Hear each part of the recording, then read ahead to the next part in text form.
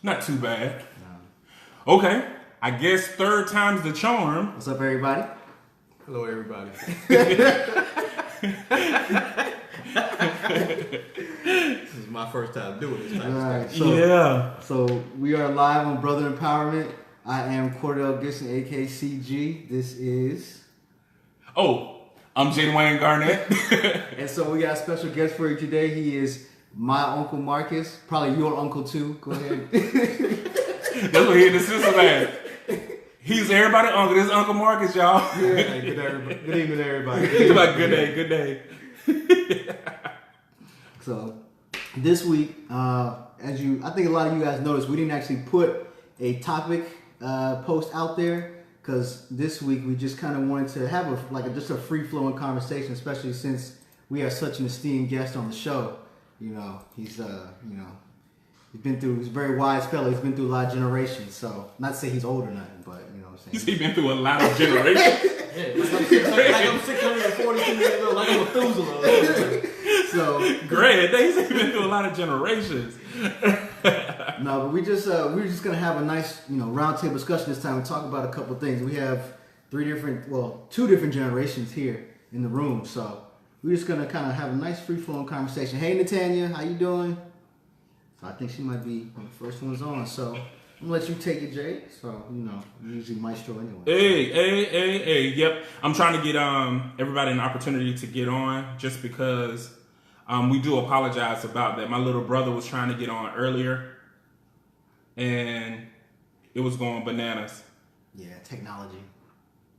So we definitely are going to try to get everything taken care of. But if this is your first time, which it seems like everybody else has been here for a while, the whole purpose of Brother Empowerment is not about telling people what they need to do to change. It's about awareness, because as you know more, you become better. To combat some of those negative stigmas that are associated with being a man, basically, in America in today's time. But we always have to talk about that very thing that is most current. And right now, the death of rapper and activist Nipsey Hussle is one of those things we have to address for several reasons. For one, he affects our culture. Mm-hmm. When I say our culture, I'm talking about collectively, because he was one who was impacting change. But also we have to take into account how that may impact the current generation who looked up to him or looked to him for guidance. So I'm gonna give it to Cordell, because he has a closer relationship to Nipsey because he patronized his organization and stuff like that. So go ahead and get it off your chest. So, yeah, I was a huge fan, or I am a huge fan. Let me change it. I am a huge fan of Nipsey Hussle. So I first heard about his music years and years ago while I was still living, in California. And so I've actually been to his shop, the Marathon store over on Crenshaw and Slauson in LA. And so, I definitely saw his rise to, stardom, and, watched all the knowledge he dropped in interviews, and how he just, dropped a lot of game on people, and just how he moved in general.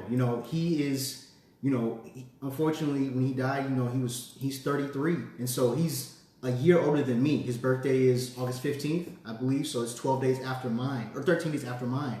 So he was not that much older than me. But he had already done a lot and made so many moves and made such a big mark in the world. And so the circumstances in which he died, and just, the void that's left, was just really unfortunate. And when I heard the news about, him getting shot and his death, I was actually at Uncle Mark's house watching the Duke game, and, on TV. And then, a couple hours later when I got home, I learned that he had passed. And so it really affected me, just because, he was, a gang member. He's a part of the Rolling 60s Crips, and he had a colorful past, and he had some affiliations that were less than, just favorable. But he was doing a lot of things for the community, and was putting a lot of knowledge and helping young brothers and sisters. So it was just an unfortunate thing, to see him get taken from the world so swiftly like that. Well, unpack that a little bit, because you talked about he was doing things for the community. There are a lot of people who didn't know. Yeah. I'll be guilty. I'm guilty of not really knowing who he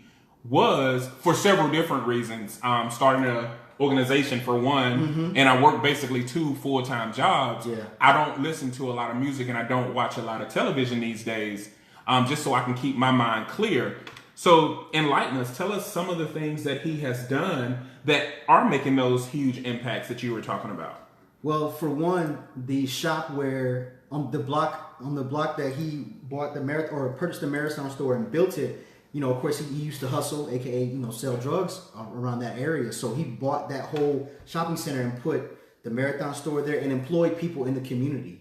And so he also had, with some other partners in the community, he also had initiatives to get young brothers and sisters into coding, to get them off the streets. And he also, you know, had other philanthropic, you know, efforts and stuff like that. So he had his hands in a lot of things. You know, he had endorsements with Puma and things like that. And so he just had his hand in everything. The biggest thing, aside from, you know, getting young brothers and sisters off the streets, was he employed his people so that they could make real, legitimate money and not have to hustle, aka do illegal things to make money.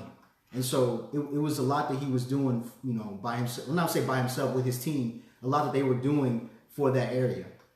Thank you for sharing that. Yeah. So for a lot of people, it's not even about justifying his past. And that's one of the things that everybody wants to harbor on the things that he negatively have done. But it's not like this young brother wasn't trying to combat a lot of that. And he decided to invest and sow in his community and enlighten others. And so anytime there is one who is attempting to make positive change, light is blown out, it does affect us all. Yeah. And we're all needed.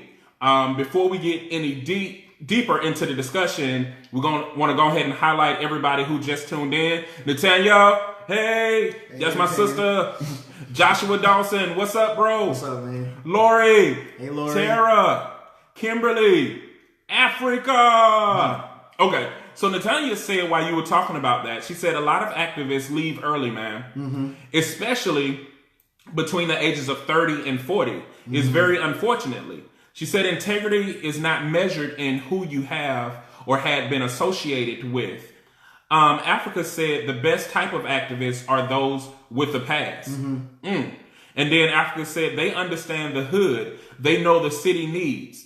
And then Natanya came back with many people don't even understand gangs to begin with and its history. Yeah, for sure.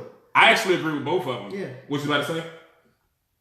Oh, no, I was going to say, I mean, I'm not, and I wasn't saying that, you know, I wasn't highlighting his affiliation with the Rolling 60s. That's a bad thing. I was just saying that is who Nipsey Hussle didn't necessarily, he didn't rep the city. He repped his set, you know, the gang that he was from, the 60s. That was one of his things. He would always say in interviews and videos, I'm from 60s. That's what he would always say. He wouldn't say I'm from LA. I mean, people would ask him where he was from. He would say, I'm from LA, Crenshaw area, the Crenshaw district. But a lot of times in his songs and interviews, he said, I'm from 60s. He had the gang tatted on him and everything. So that was really one of the things that he did. So that's what a lot of people knew him for, aside from being a rapper and being from California.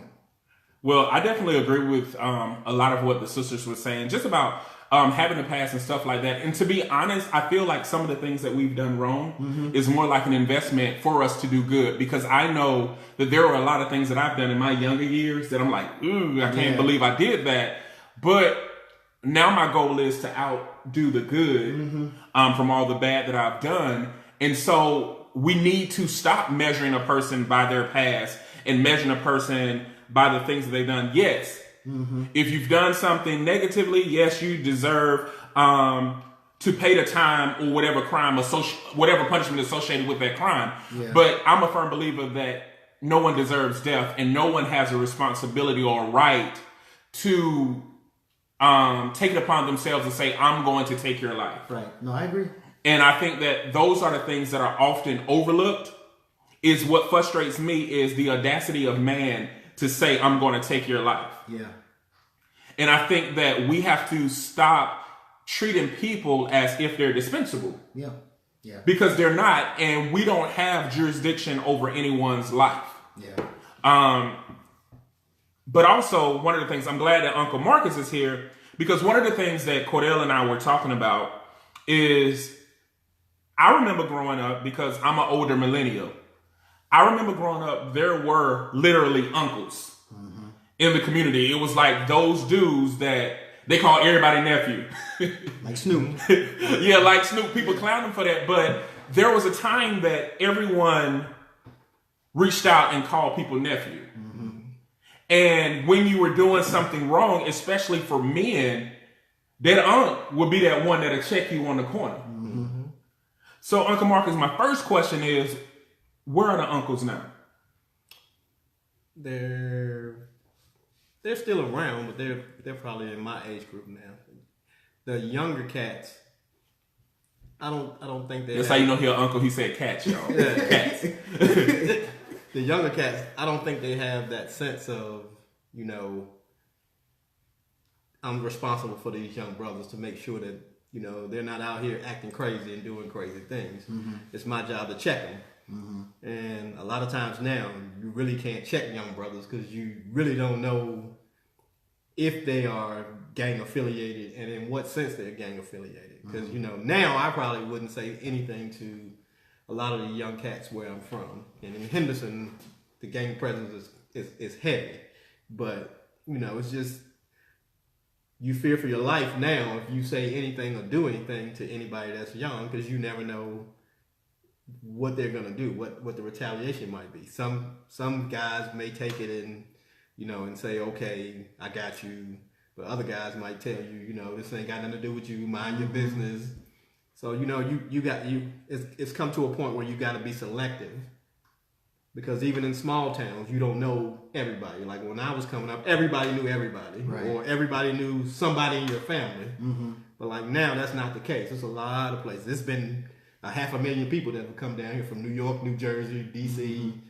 North Carolina has just been migrant heavy since the 90s.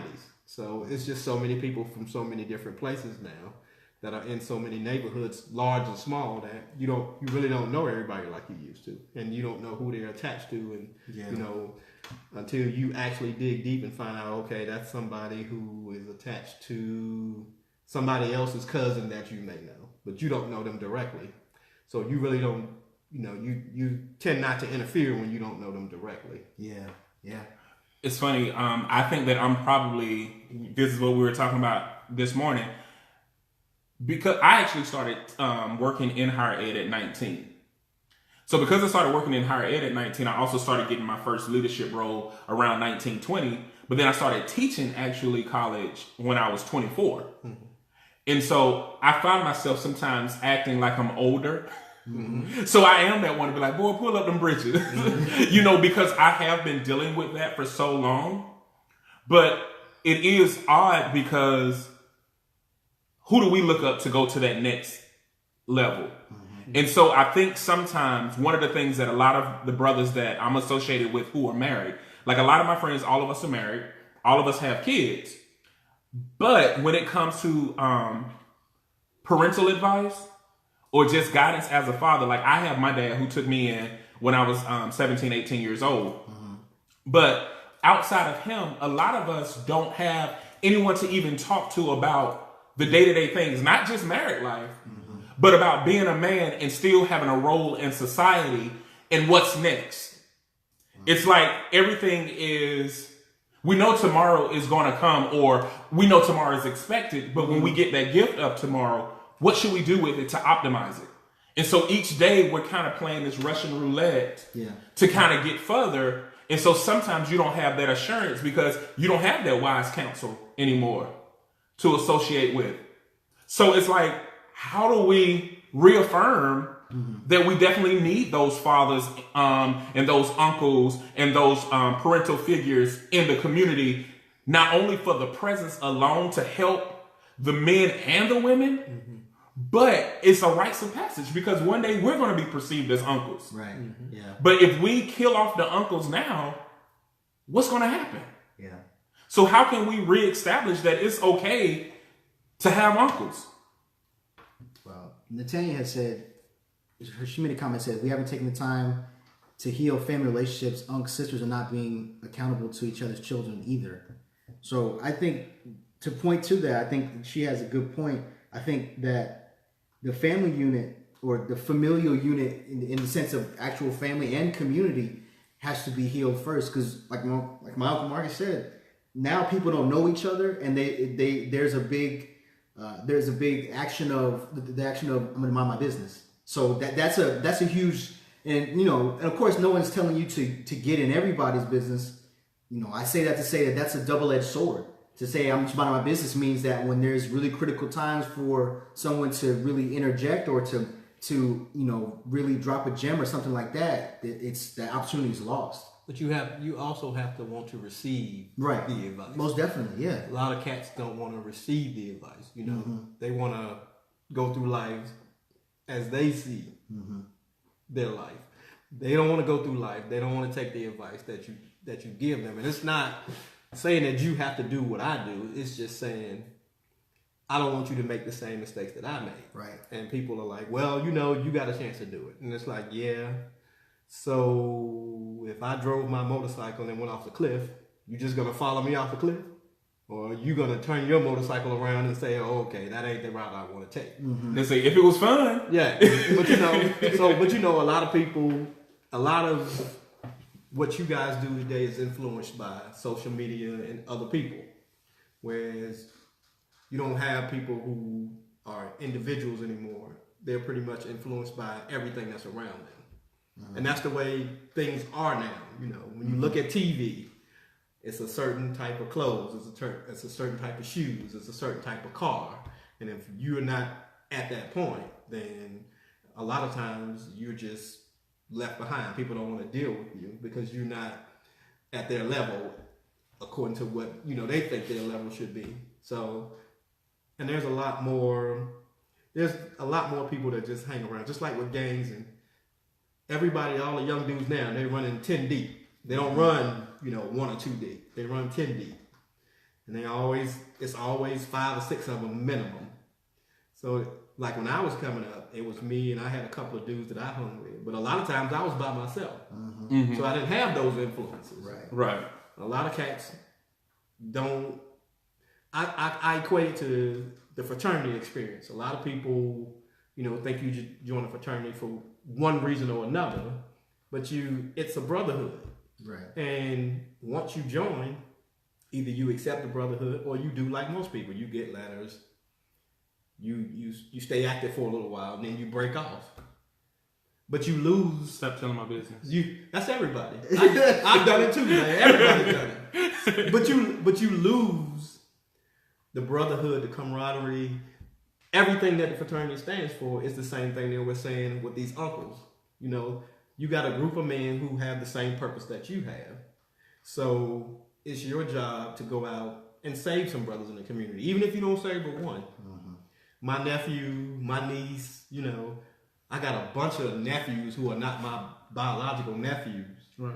But I got at least 10 of those running around, a bunch of nieces. And when they come to the house, I talk to them like I talk to y'all. I mean, if they're 17, I tell them the same thing I tell you if you're 35.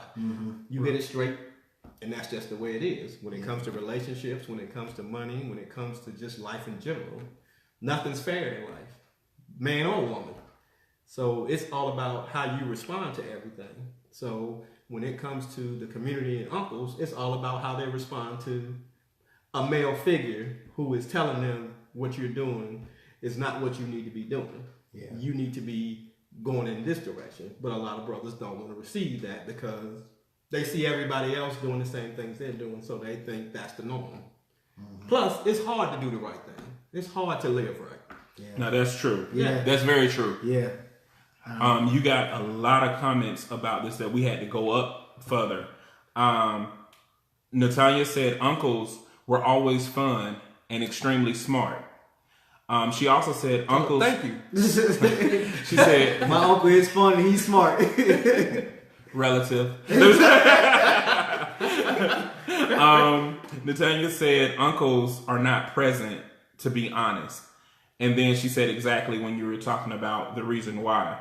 And then she also said some of these uncles are as young as their nieces and nephews. That is true. That is true. And then Africa said, at all, it's me for me now. And the young kids today are disrespectful. And then Africa also said you were correct. And then Natalia backed it up with absolutely. And then she said, if we taking time to heal. Oh, you talked about that one already. And then Natanya said, we can show love. We can show love. We don't really know boundaries and love. And then she came back to say, yes, Uncle Marcus, they want to bump their head so bad these days. And then you got Africa just telling you to my tell it, Marcus. And then Natanya said, our parents have bought into the go along to get along too. They don't have the spunk, let's say our grandparents had. Well, you know, the funny thing is, it's so many different things that's happening. The millennials are a mixed generation. Contrary to popular belief. It's completely diverse because, like, for instance, my older brothers are 51 and 50. But my mom, she grew up during the civil rights. So I have what is considered an older mom, not a younger mom. So in comparison to a lot of people. So the way that I was reared, there were those uncles that were like, they imposed your life. They didn't care if they were being disrespectful. They didn't care how you felt about it. And if you, like you said, if you bulk up your chest, they'll put you in your chest. Unbucket for you. That's correct. Or they would say something to remind you that I'm doing this because I love you. And so I'm wondering, what if we go back to imposing?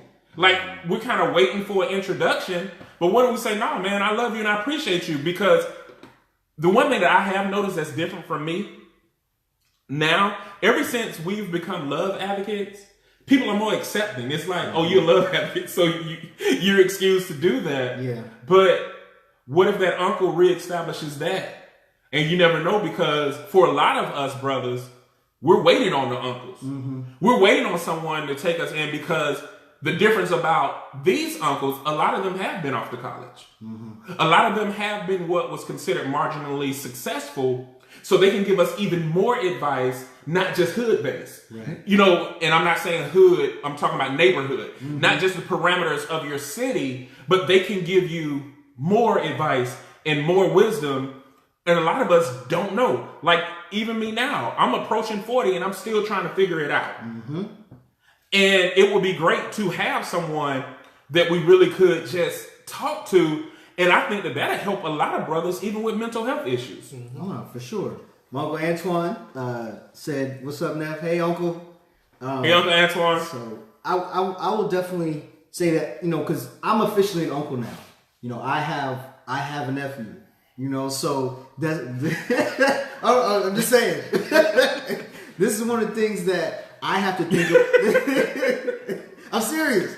Okay. This is one thing. These are some things that I have to think about too. You know, just because, you know, like again, I'm an uncle. So, and I also would like to point out that, you know, approach, as you said before, Jay, means a lot. Your approach can derail or really, you know, hit your message home. And so, like my Uncle Marcus, he doesn't beat me over the head with his experiences and his advice. He talks to me, especially now that I'm an adult. We talk as adults to each other. It's not, man, you're stupid. Listen here, so I can tell you before you mess this up. It's, well, you know, we talk as in a conversation, and he imparts advice on me. What? It's some of y'all that we just need to say you stupid and you need to take this advice. I agree. Everybody, the thing is, I think it has to be organic. Right. That's what I'm saying. Meaning, if that's just genuinely you, he'll know that, oh, I can talk to you a little bit different. But the next person, he may have to yoke up. Right. And I was only saying to say that the approach there's not a one-size-fits-all approach when it comes to uncles and imparting knowledge on younger brothers and sisters. Uncling. Yeah, uncling. There's not a one-size-fits-all approach. And I think that way too many older, you know, uncles and aunties think that, and they don't adapt. You know, what works for your particular, you know, biological niece or nephew is not going to work for someone else in the neighborhood based on their personality and how they receive advice or anything like that, or even their upbringing of the things that they've been through. So it needs to be, like you say, organic, and it needs to be versatile. Well, it's just like when you have kids. You know your kids. You know which kid you can yell at. You know which kid that you can't yell at. Right. Just like anything else. Once you get to know people, you know your limitations with them. Right. You know how far you can go. Yep. I know who I can cuss out, and I know who I can't. Right off top. I don't know that yet. Yeah. So, you know, but Pray for me. I mean, but it's genuine. Right. But it's just like when people say a lot of people when we came up, you know, they were like, well, you should, like now they would just they would cuss you out back then. Like now people say you can't cuss at kids, and I tell them sometimes that's all they respond to. Because if you're being nice to your kid and that kid is not respecting you and still doing what you don't want them to do, sometimes a little language will calm that whole thing. But of course, that's not what you want to do. Yeah. But sometimes you got to go above and beyond what's called for. Right. Now, that doesn't mean you have to do it every single time. But at some point in time, it's like they say, spare the rod, you spoil the child. Okay. So Right. if that's what you're going to do, you need to be comfortable with the consequences down the road. Well, I think the problem is with that. Two things I wanted to highlight. Actually, what works for your kids or your nieces and nephews do work for them. Do work for everybody in the community, because you do gauge your children, whether biologically or not, on their needs. And I'm big on community because I'm a product of community. My dad didn't want me, but fortunately, the guy that I call my dad did. And it showed me the power of what a community would bring about.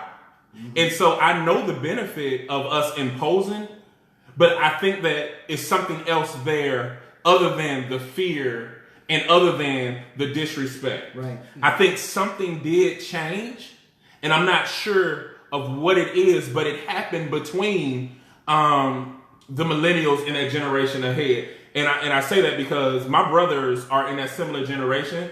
And I don't know if it's because all of y'all look young now. Like, 'cause I remember when I was a kid, 50 used to look old as I don't know what. Yeah. But now I'm like, oh, that's doable. Yeah. So I don't know what it is, but we have to get back to that organic imposing to stop people, because I don't care who you is. If I'm somewhere, who you are, and if I see you about to bump your head up against the wall, I'm naturally going to put my hand out. You know, so I don't know how we can bring it back, but it's a lot of comments. Do you want to? Let me see where I stopped off at. The last comment. You were at Uncle Antoine. Yeah. Where Cordell stopped off at. Oh, yeah. So, okay. So, let's go. What? Oh, I just wanted to make sure. Go ahead. So, Africa said FOMO is a thing now, fear of missing out. And that's definitely, as points to what Mark said. See, that was a hip term. I didn't know what it was. Yeah, and as far as people running in groups together, like Uncle Marcus said, 10 and 12 people, that's a thing. You know, everybody just wants to be together and not miss anything. Well, not everybody, but, you know, you have young people and people even my age who want to be together and just want to be in large groups. People just want to belong to something. They want to feel like they belong to something and they make a difference. I think that's what everybody wants to do. Yeah. Regardless of what it is. And if a gang gives them that, that's what they join. If a fraternity gives them that, that's what they join. If being a Mason does that, that's what they do. If Love is a Parable does that, Yeah, do that. That's what you do. that's what you should do. Yeah. Some people just really want to be a part of something. Oh yeah, no, for sure. So, and Natanya said, "Thank you for adopting us." So, Africa said, "Fortunately, my mom didn't. We still have the village mentality in my family. I appreciate it. Many people don't and don't want, I guess, people to say anything to their kids." And Uncle Antoine said, "My brother, you are so right as far as the fraternity, with emphasis on frater."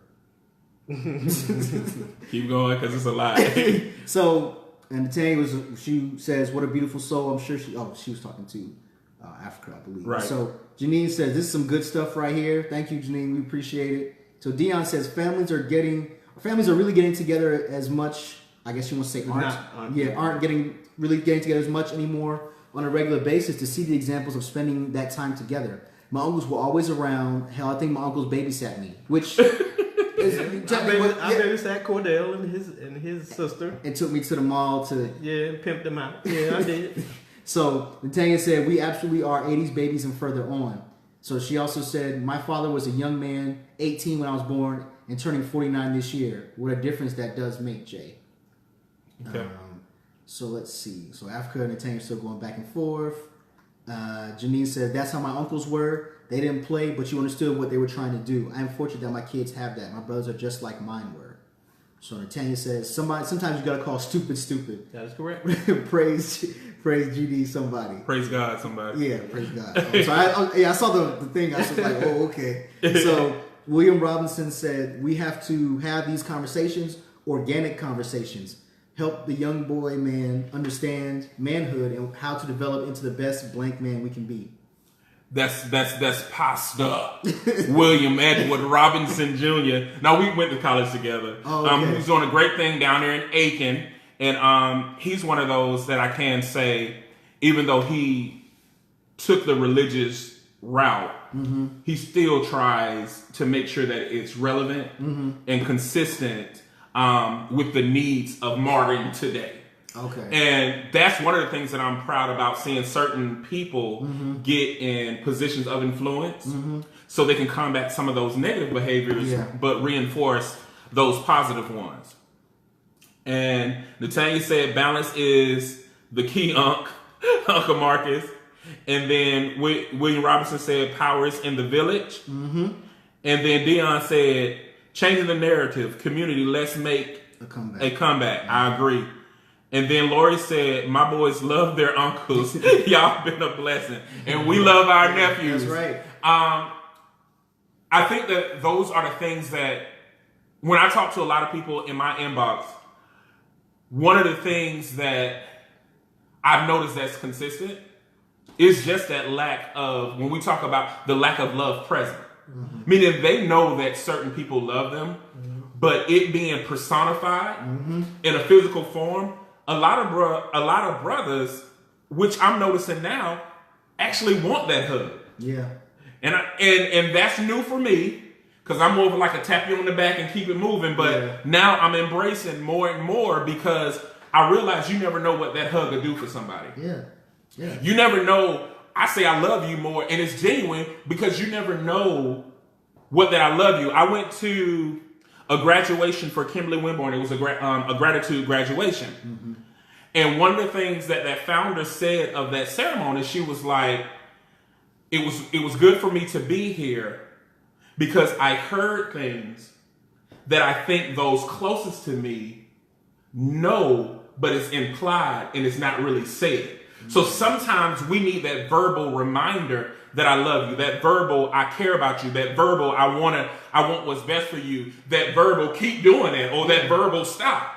And I think that sometimes we confuse, just because a person is present or just because a person is there, that we're always getting what we need. And so that's where the intentional lover component come into play, where we have to make sure that when we're around someone, are we optimizing that time? Right. Like when I see Lori's little boys, I tell them I love them every time. Because you never know how often they hear it. I'm sure they may hear it from their mom, but they may not hear it from their dad, or they may not hear it from the community.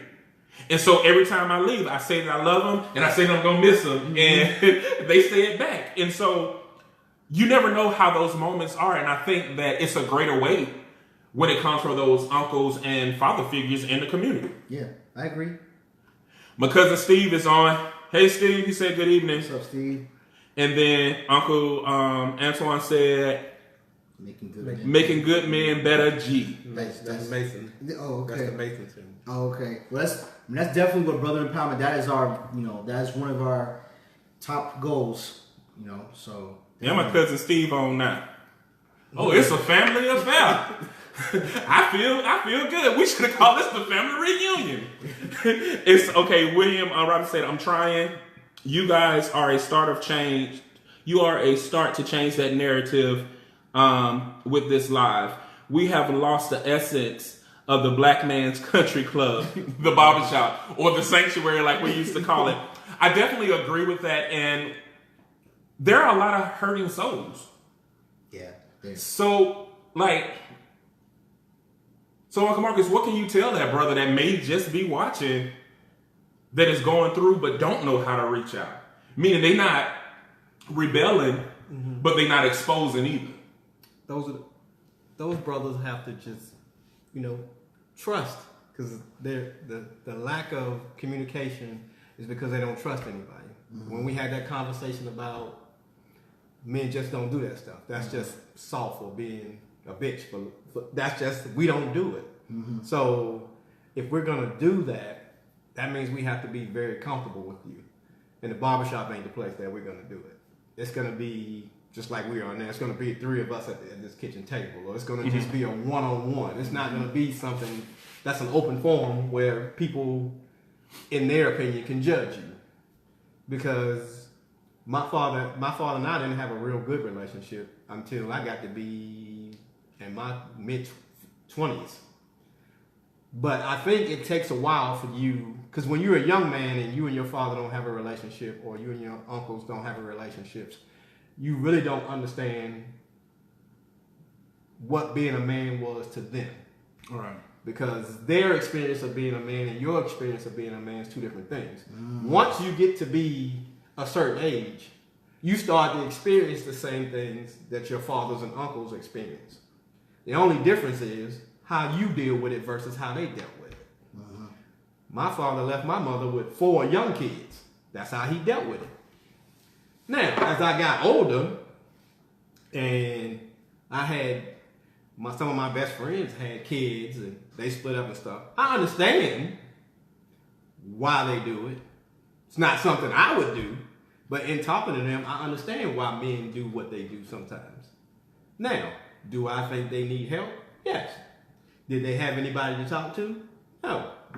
Because they did everything based on what they thought was the best thing for them at that time. They didn't put everything else first. They put themselves first. And in my opinion, a real man doesn't put himself first. He puts his family first before anything. So once you go into a situation and you make a decision, then you need to live with that decision. So when my father made the decision to leave my mom with 4 kids, I resented him for that. But as we got older and we talked more, then I understood why he did. Still thought it was garbage that he did it, but he did it. So now what am I going to do? Am I going to ruin that relationship with us? Or am I going to forgive him and say, I understand why you did what you did. It sucked, but you did it. So are we going to repair this, or are we just going to stay broken forever? So a lot of brothers don't repair anything, and they take it, and it's just like cancer. It just eats you up. And deep down inside, you miss that connection with that man in your life. Everybody, really, no matter how much they say, I don't care nothing about my dad, everybody want to know where they came from. You know, because you know in the old those folks, like, you look just like your daddy. You be like, I don't want to look like him.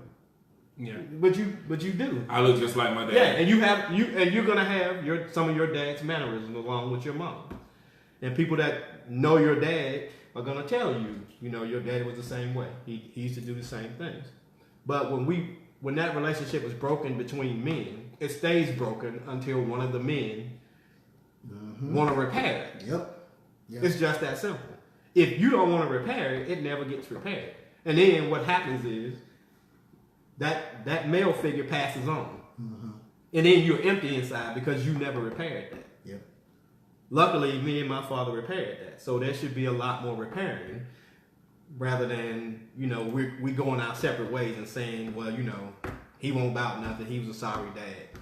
You got to find out why he was sorry. You got to figure out why he made the choices he made. He may live. My dad regretted it the first time he came and saw us. He saw my sister and asked my sister where her brothers were. And she said, I think they're at the basketball court. But my sister didn't know my father. So when my sister got home that night, she told my mom, she said, Mom, some man asked about Junior and Marcus and Antoine today. And she was like, who? What did he look like? So when she described him, she said, well, that was your father. So, you know, when your kids, and my dad told us later in the years that when he got home, he cried because his own children didn't know him. Now, he told us that when we got 17 or 18 years old. But you should have told us that then. You should have told us that. You should have came back, told my mom, that's not the life that you wanted. You want to get to know your kids. So when we saw him again, I was maybe 9, 10 years old. So that's when the relationship started. But by that time, I'd already resented him. I didn't want to have anything to do with him. My brother and sister would go to Maryland. I would never go. My grandma made me get on the bus by myself. Put a name tag on me and sent me to Maryland to see my father that I didn't want to go see, that I hated with all my guts. Mm-hmm. But we repaired it. So it's about repairing things. Ain't gonna lie, that got me kind of emotional just thinking about it. Yeah. Because my dad didn't want to be a father. Like my dad, I have the total opposite. Like my dad was there up until I was 6, and he was a great dad. I remember going to sleep on him. He used to kiss me goodnight and everything. But when him and my mom got a divorce, it's like he threw the whole family away. He just threw it all in the trash. Mm-hmm. And when we were in the same city, he wouldn't even come and see. Like my mama would make sure that we saw him every weekend or every break because he lived with my auntie at the time, and he just honestly didn't want to be a part of our lives.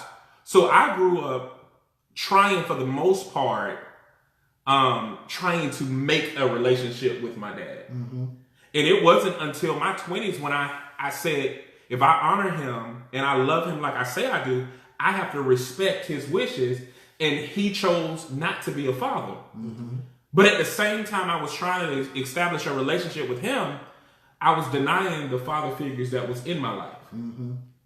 And so it was just last year, goodness gracious, that my youngest saw my dad for the first time. Mm-hmm.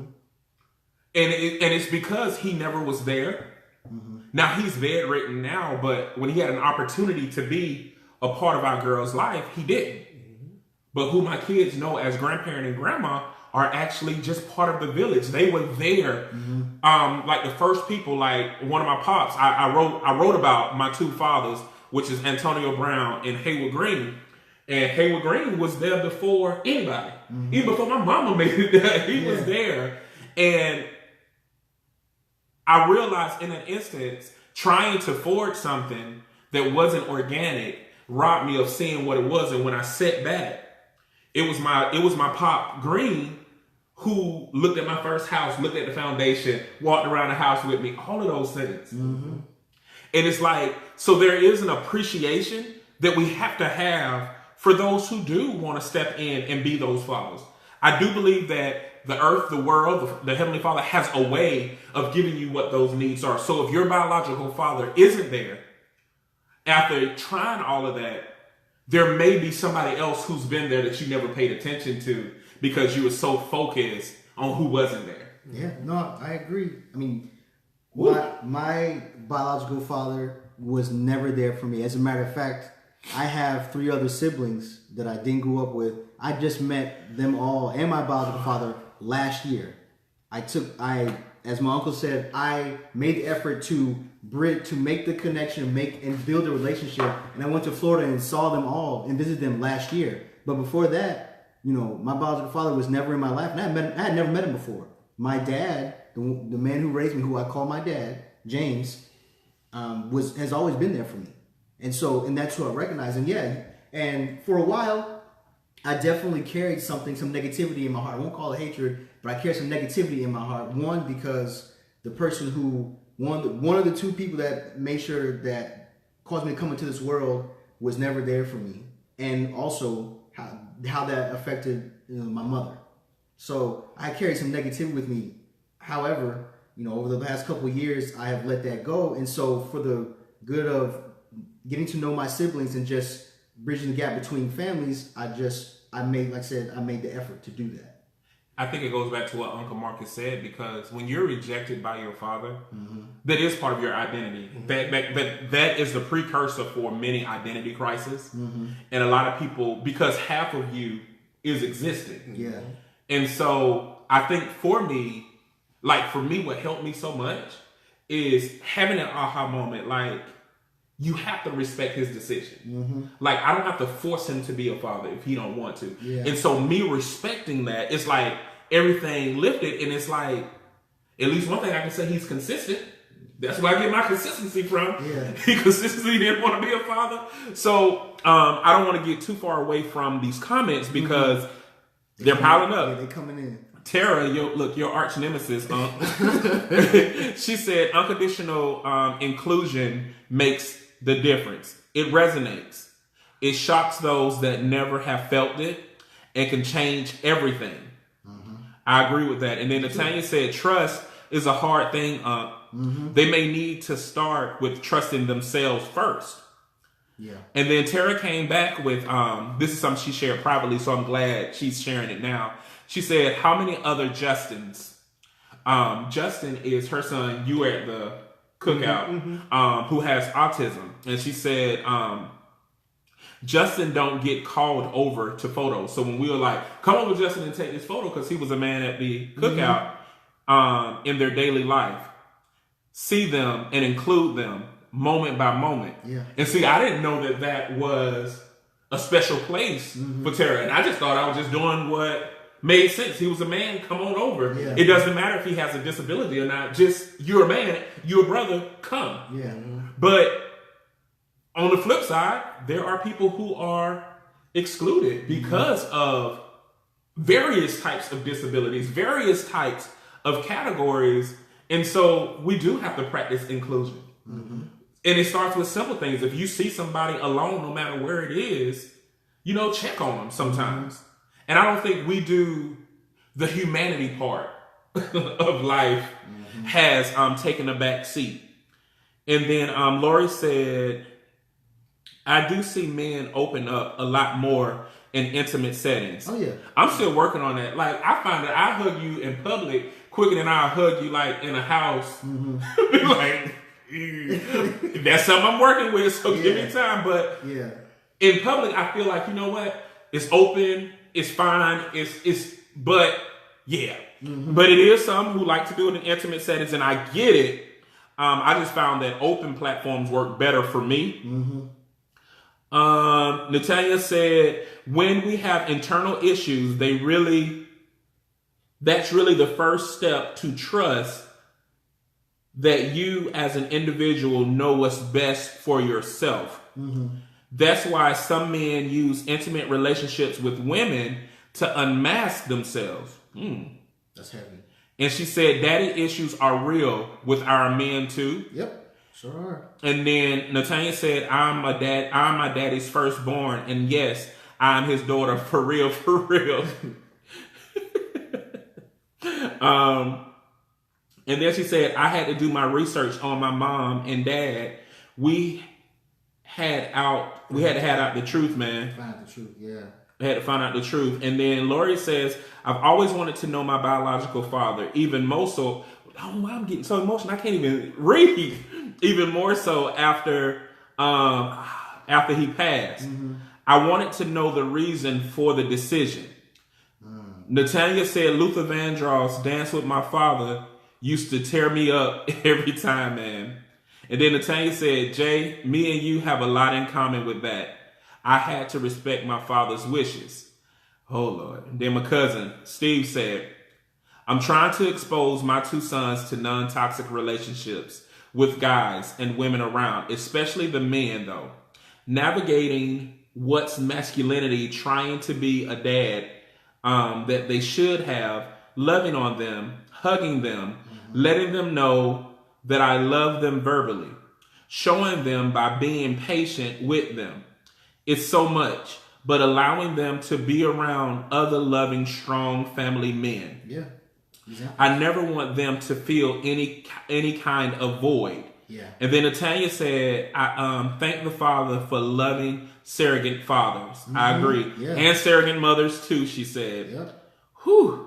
They still coming. And then it says rejection from a father or a mother, definitely both, can give you so many insecurities, especially fathers. Yeah. And then Malika come on with What I Missed. Girl, you need to watch the... Yeah, you got to watch the video. Yeah, that's a lot, man. That's a lot. And that's one of those things where people just...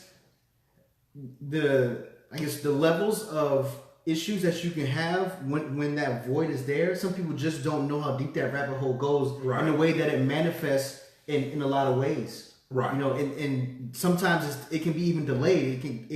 It won't show until you're an adult. Right. Because you don't even know. You suppress it, or you just don't even know, or it may be unconscious. It may be a part of your personality, like I said, a part of your identity, your personality, and everything. Yeah, and we're actually getting close to that time. Let's go. We go fast. When we get to talking, man, it's boom. Yeah, I see. I'm an empath too. So a lot of times when I hear certain things, not only do I think about my experiences, but I also think about those brothers who are sitting at home basically crying in the dark. Mm-hmm. Tears are not falling, but words are not coming out either. And they feel like they don't have anybody to talk to. We've made it our business here at Love is a Parable to actually have a space for brothers to cry out through our brother empowerment. We actually have a brother empowerment landing page. So if you go to loveisaparable.com/brother empowerment, if you know of a brother, or if you are a brother who needs to talk to somebody in confidentiality or confidentially, can't talk. You want to go ahead and go there, and that way things are private, things are just between us, and it's present. Just like HIPAA. So I just want to let you know all the emotion just dried up just there. But we have a place because we recognize that. But I also understand the weight because I am a father. Mm-hmm. I can't imagine leaving my daughters. I can't imagine not waking up to them. I can't imagine not hearing their voice. I can't imagine choosing not to be present. Mm-hmm. And so my heart hurts for all those individuals who had to find their way without a father present. Mm-hmm. And we share our stories so you don't feel alone. And so you know that you have people who are here for you and who care for you. And so the whole thing now is you've done a lot of packing. Now let's unpack together and reach out to those who can help you unpack and give you what you need. And I say this a lot. A lot of times we don't need a therapist, and a lot of times we don't need a life coach. Not saying that they're not necessary. Mm-hmm. Sometimes we just need someone to be present. Right. Sometimes we just need a friend. Mm-hmm. Sometimes we just need an uncle. Sometimes we just need what we need to make sure, or to tell us things will be okay. Yeah. Sometimes you don't really want a conversation. You just want to bounce something off somebody sometimes. You don't really want, like some people have told me, I'm a problem solver. Some people I don't want you to solve the problem. I just want you to listen. Yep. And you need to find, as men, we don't have enough brothers that we can find in to just listen. Because most men are problem solvers. Mm-hmm. They want to solve the problem. They'll give you advice. But the thing you have to be careful of, the same people that will give you advice will not take their own advice. Yeah. And then they'll have you jumping off the cliff right behind them. So you just have, if you're a brother and you have somebody that you gotta have, and that's the thing I think I don't see as much more now as dudes who have been friends for 30 years. Mm-hmm. Like all the dudes that are my closest friends, I've been knowing them ever since the 3rd grade. Mm-hmm. So, and we're still friends. We don't talk all the time, but if they show up at the house and say, man, I just want to come holler at you, I already know there's something going on.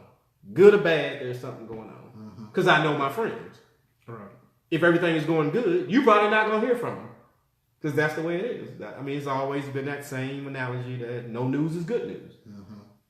But no matter what happens, if it's a death or, something is actually going on, somebody's sick or something like that, 1258 Carey Chapel Road is where you come. Mm-hmm.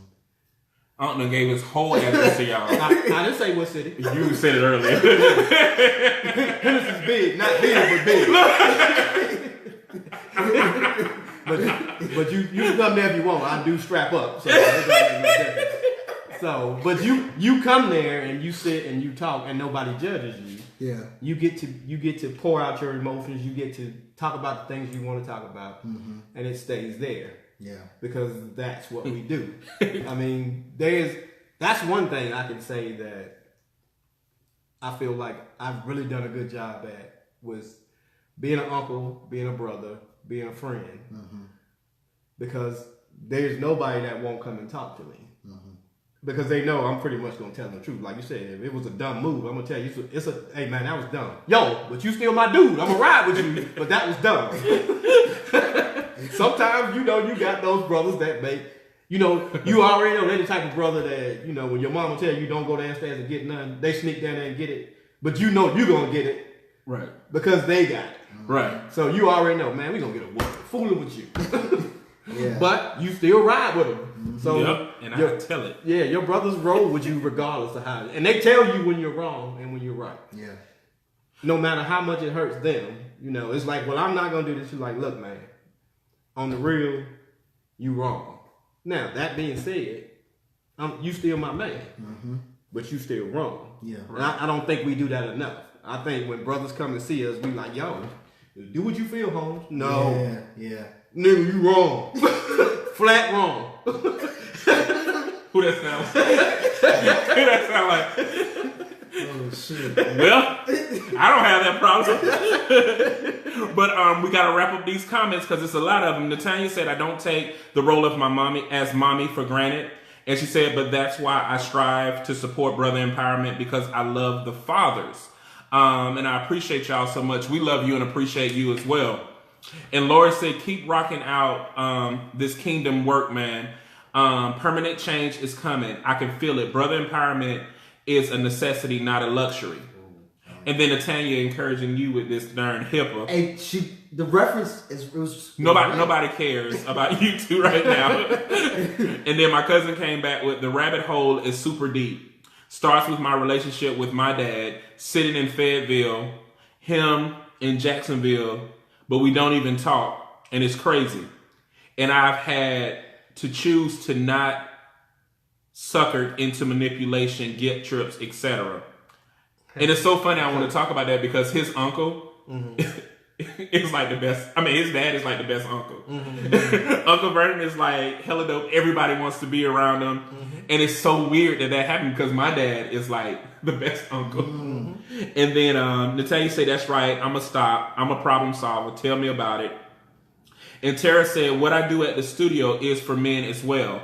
I wish more men would come and check the chakra drum. That's actually my drum. I'm just letting Office and Art have. But she do have a meditation center you want to check out, Station. And then Avery, who's also my soror, said, hey friends, no idea what you talking about, but I know y'all are blessing the people. Hey Avery, thank you. And then Natanya said, you're not alone. Don't fall for the manipulation of the toxic behavior in the name of love. It's not love. Stand your ground, brother. She was talking to my cousin. And then Avery said, the entire address, she coming over.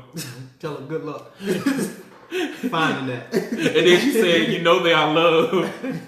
And then let's see. That was it because now they're talking to each other. Yeah. Okay, so now we're at that time where we do a positive brother shout out. Uncle Marcus says you are a special guest. Shout out those brothers who are making a positive impact in the community, whether they're here or whether they're local or far. It doesn't matter. Okay. I'd like to shout out to you brothers for inviting me over for this. I met a lot of great people, and as usual, everybody calls me Uncle Marcus. So I want to shout out to that. Shout out to all my homies in Henderson. Shout out to all my A5 brothers. 19. Boo. Whatever. And shout out to all the men who are here on this live webcast who are just coming in and just realizing that they need some help and they're taking little baby steps to get the help that they need. And this is starting. So you never know. One day a brother just might hit you up and be like, I watch your Facebook live cast and I need help and I just want to start. So shout out to you brothers for doing that. Keep doing the damn thing. That's right. Thanks, Uncle Marcus. You go, bro. Yeah, so as always, well, first before I shout out you brothers, I want to say, everyone be open. Being open is the best thing that you can be. As far as positive brothers, I definitely want to shout out the men that I'm in the room with right now. All my uncles, are definitely very radical and very positive brothers in their own way and just in general.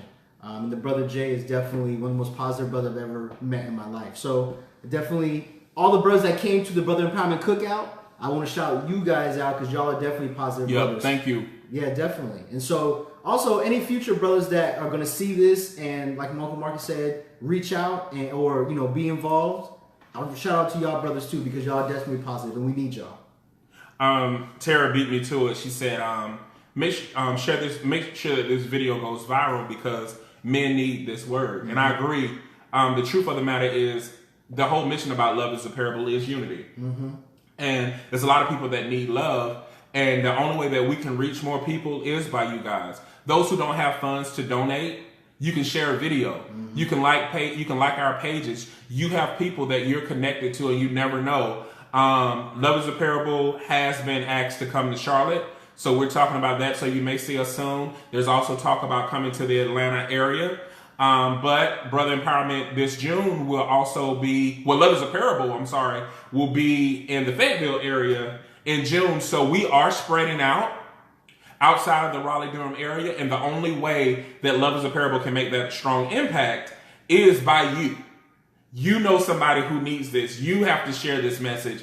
We can't do it alone. And Love is a Parable is about community.